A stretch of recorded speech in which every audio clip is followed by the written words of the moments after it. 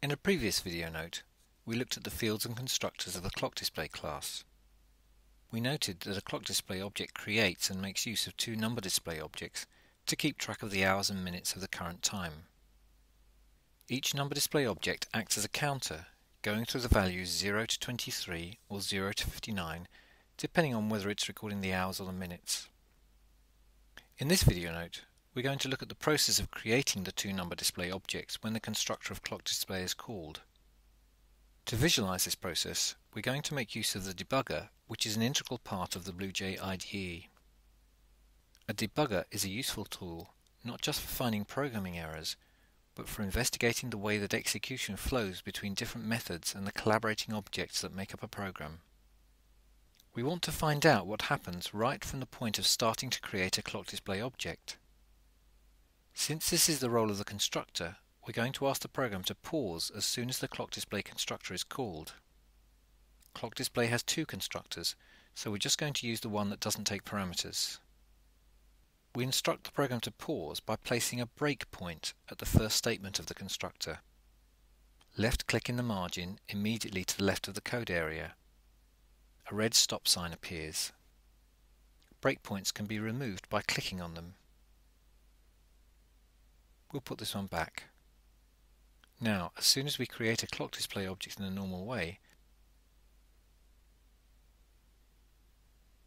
the editor window is displayed with the breakpoint line highlighted, and the debugger window is also shown.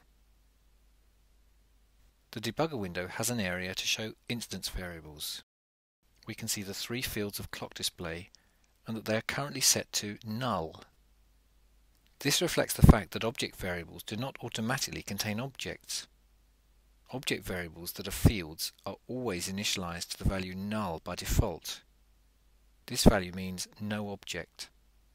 In other words, if we tried to use those variables as if they were already referring to objects, we would get an error. So the main role of the clockDisplay constructor is to arrange for those fields to be initialized with objects. That involves creating two number display objects for the hours and minutes fields, and creating a string object for the current time for the display string field. First of all, we're just going to step through the statements of the constructor one by one to show that this is exactly what happens. Then we will repeat the process but drill down a little further into the steps involved. At the bottom of the debugger window are buttons marked Step, Step Into, Continue and Terminate. If we select Continue, the constructor call literally continues without further breaks until it is completed. And if we look at the object bench, we have a normal clockDisplay object. Since that's not terribly instructive, let's remove that object and create a new one. The breakpoint is still there.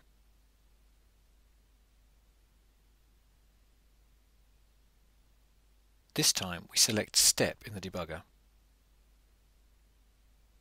The result is that the second line of the constructor is now highlighted, and an arrow shows where we've moved on to. What has happened is that the first statement of the constructor has been executed, and a new number display object has been created and assigned to the hours field. We can see this in the instance variables area, because now the hours field no longer shows null but object reference. In other words, the hours field has been initialized fully to refer to a number display object. However, the other two fields remain as null, so step once again, and we see that minutes has now been fully initialized. The next statement in the constructor is a call to update display.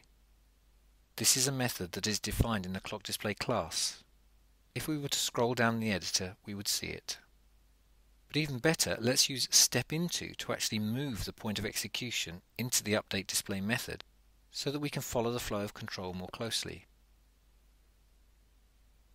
What we see here is a string concatenation operation that involves asking the hours number display object to return a string for its value, and the minutes number display object to do the same, and then joining those two strings together, separated by a colon character. We won't step into this time, but just step.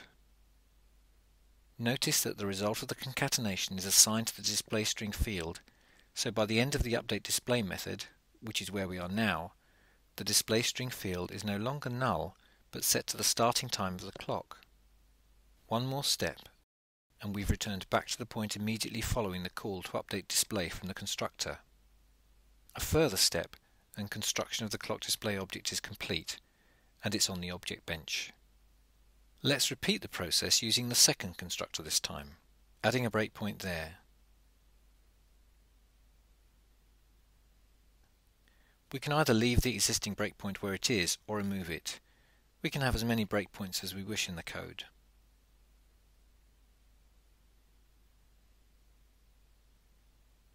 When creating this clock display, we choose the constructor that allows us to set the current time.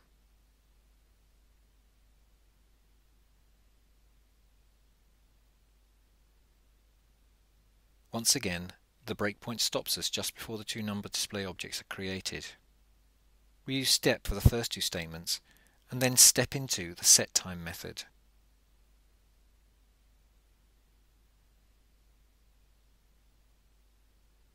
SetTime consists of three statements. Update display is called last, and we've already seen how that works. But the first two statements illustrate how the two number display objects receive the initial values corresponding to the current time. So let's step into the first of those calls. This is the one to the setTime method of the hours number display object. Notice that the call sequence area of the debugger window is showing three entries. The method we are currently in is at the top, and something called init is at the bottom. This is an internal name for the constructor. What this area shows is that we are currently 3 levels deep in constructor and method calls. We started by calling the constructor of clock display. The constructor then called the clock display setTime method, which in turn called the setValue method of one of the number display objects. All of those calls are still active, and that's what is shown here. If we step through the actions of the setValue method, we can see that it's a standard setMutator method that makes sure the parameter's value is within this particular number display's range of valid values. If it is, then assignment to the value field is permitted. If not, then no assignment is made.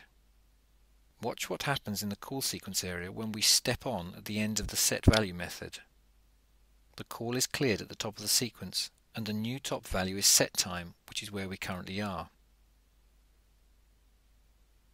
A further couple of steps results in the display time field being set to the current time value we provided to the constructor.